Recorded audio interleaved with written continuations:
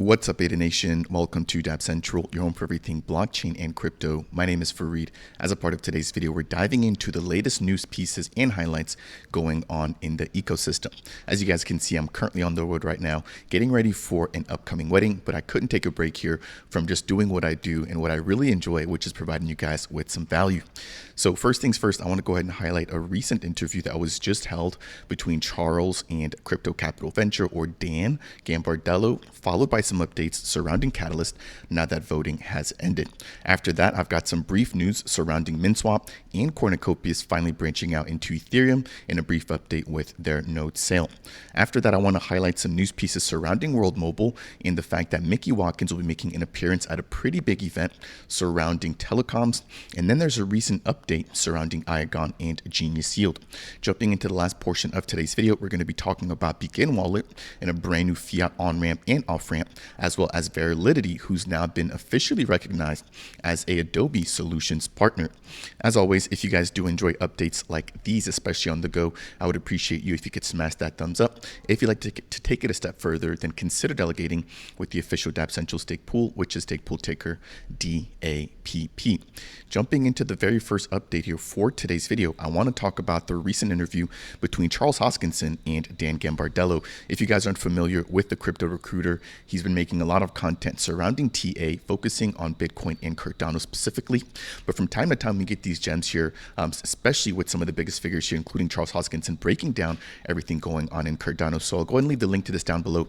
It's about an hour and a half, but Dan sits down to talk with Charles about just everything that Charles does, not just from running Cardano, but running a bunch of other companies. Of course, the main focus of the video is Cardano, in which they talk about governance, scaling, stable coins, and just everything with the 2024 vision. So if you guys have not already checked this out, I definitely recommend you guys go ahead and do so. But I wanted to open up today's video just to highlight that particular piece of content. Moving over, we have Catalyst, which is now finally ended. If I get myself out of the way here, I want to highlight the fact that voting is now over. So congrats to all the team that have just put out proposals, number one, but then number two, have been marketing to really get the community behind their brand new initiatives or solutions. Now, what we can look forward to is going to be the results being released on February 15th, followed by the onboarding of the actual winners of Project Catalyst beginning in March. So that will do it there for the first two updates, again focusing on the recent content from CCV and Project Catalyst coming to an end specifically for the voting phase. Next, I want to quickly highlight a piece of news surrounding Catalyst coming in from the Minswap team. So if you guys aren't aware, Minswap does have a pretty big pool of ADA. And this is all ADA that's being used for their liquidity, which they do actually go ahead and stake as well. But because they're able to gather all that liquidity, what they now also do is provide the ability for Min token holders to vote as to how that ADA should actually be used for something like Catalyst. So they've taken their list of 50 proposals down to 20, and they basically highlighted all 20 that they'll be voting for. Now, the reason why I'm bringing this up here is because they have quite a big amount, which I believe is, let's see here, 270 million Min tokens that were used to vote for a total of 71 million ADA.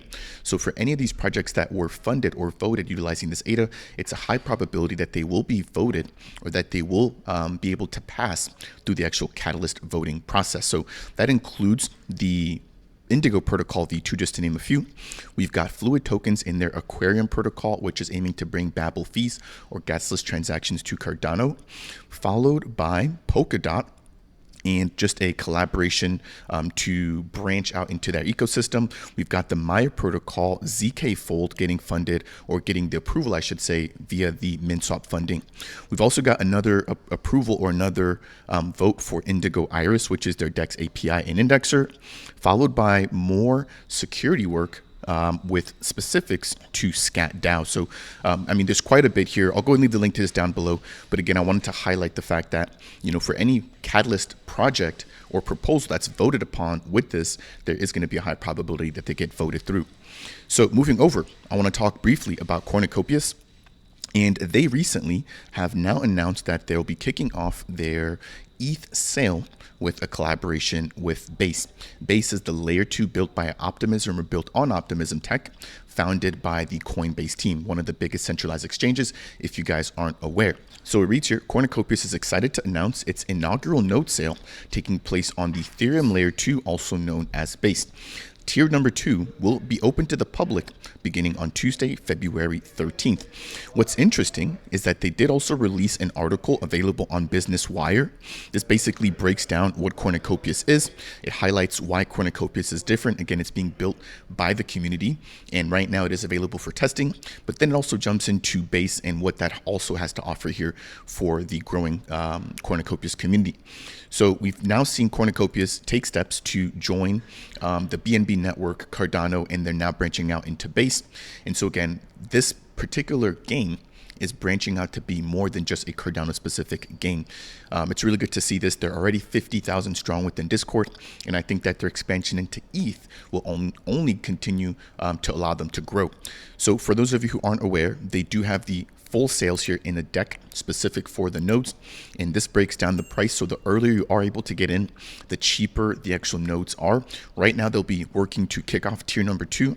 What's interesting is that I didn't actually see any sort of information surrounding tier number 1, so I'm not sure what happened with that, but we can see that the price will be for $285, and we're going to see a total of about 1,200 of their nodes going up for sale, providing a 29% discount. As more tiers come along, the discount will continue to diminish up until the point where you're actually paying a premium or a little bit extra as the latecomers on the ETH side of the sale come in. Now, I believe that on the Cardano side, they have stopped at tier number 4 or number 5. I could be mistaken there, but they still do have NFTs to sell on the Cardano side as well. So if you haven't picked up one of the file nodes, which basically aim to simplify the download and to speed up the download process for their actual game while allowing for the node or service providers to also earn the Kopi token, then make sure to stay tuned for that. That will take us to that particular update. I do want to take a quick minute just to remind you guys to smash that thumbs up if you guys are enjoying today's content. But next, I want to jump into some news pieces surrounding World Mobile. So we continue to have their buyback program in progress. This is basically benefiting not only the token price in the open market, but also Earth node operators and World Mobile stakers. The latest buyback consists of 31,000 WMT tokens, bringing their total to about 754,000 WMT. Moving over, we've got some additional air nodes that have just been deployed. We've got 12 more, bringing the total number of air nodes deployed in Pakistan all the way to 777. This brings the grand total to just shy of about 1,400 air nodes deployed. And to put this into perspective, right around Christmas time, the World Mobile team finally broke over 1,000 air nodes. So in the process of just the last month and a half, we've seen over 400 air nodes being deployed. And I have no doubts that by the end of this year, we should be well over 2,000 to 3,000 air nodes deployed, if not more. So quick shout out to the World Mobile team. Last but not least, we do have an appearance at Mobile World Congress, one of the biggest telecoms events taking place. I believe it took place in Las Vegas not too long ago, where we saw the World Mobile team attending NFT LV, and then followed by their attendance at WMC. So World Mobile attending Mobile World Congress. We're expecting to hear from Mr. Telecoms, Mickey Watkins himself. And we're also going to be hearing from IBM. So they're one of the biggest tech companies, I should say. They were one of the first to actually release computers way back in the day when those were still super early. And then we're also expecting to hear from Unmanned Life as well. So that will do it there for some of the updates surrounding World Mobile. Jumping into some of the last updates I have here for today's video, we do have the Iagon project finally becoming an MMB, or a market maker for Genius Yield, as well as also operating their own SOR, or Smart Order Router bot. So they are actually the first project to provide services on both ends, not only for the MMB, but also for the SOR. I just released a fully dedicated video breaking down all the updates surrounding Genius Yield. I highlighted their 2024 roadmap. I talked about their accelerated yield program. I also highlighted their recent rewards dashboard and talked about some of the more recent MMBs that have also come online, which include Dex Hunter, or the Hunt token. We've got WMT running an MMB. We've got a couple other projects also running MMBs, but none of them doing the MMB and the SOR. So shout out to the Iagon team for their commitment to just growing liquidity and adoption here and supporting some of the homegrown projects, including Genius Yield. This is another post from the Genius side of things, again, just kind of reiterating what I just highlighted there. Moving over, we do have some brief updates surrounding the Begin wallet. So Begin is one of the wallets that I think has kind of gone under the radar. I am lining up an interview with the team to highlight, number one, their adoption of mobile. So you can now download the Begin wallet on both iOS and the Android Play stores. In addition to that, they've also recently integrated the Cardano Shield API. So this is basically providing more security to the Cardano ecosystem. I actually just also sent out a tweet earlier highlighting Nami and just all the other wallet providers here on Cardano to just kind of reiterate that the Cardano Shield solution is finally available for the general public. And so it's completely free, it's open source, but this allows for any sort of wallet provider to tap into their API and provide more guidance and security for their wallets. I would definitely love to see this integrated into Nami, Typhon, Yoroi, etc. And we've already seen this particular feature being integrated into Jira Wallet and now Begin as well. Now, this particular update here focuses on the fact that you can now also buy ADA or sell ADA directly from the Begin wallet. So it states here, you can now buy and sell ADA directly from your Begin wallet via Apple Pay, Google Pay, debit or credit card, and now also Cash App support. This is all being done by a platform called Transact, very similar to MoonPay, which also provides direct fiat on-ramp and off-ramps, which you've also seen integrated directly into Jira Wallet. So this is now available on beta. I did jump over to the official Transact website, and from here you can actually set up transactions to buy any sort of cryptocurrency. So if I just click on this drop-down button here, you can see some of the networks that they support. Of course, they've got Ethereum, Cardano, Doge, XRP, just quite a bit here, right? Bitcoin. So anything basically that you're looking to purchase can be done via Transact. Keep in mind though that because this is somewhat of a third-party platform, there are some fees associated with that. And so for a trade here, for 300 USD's worth of Cardano, they would be taking out a fee of about $13. So do keep that in mind. That is one of the drawbacks, is the fact that there will be fees.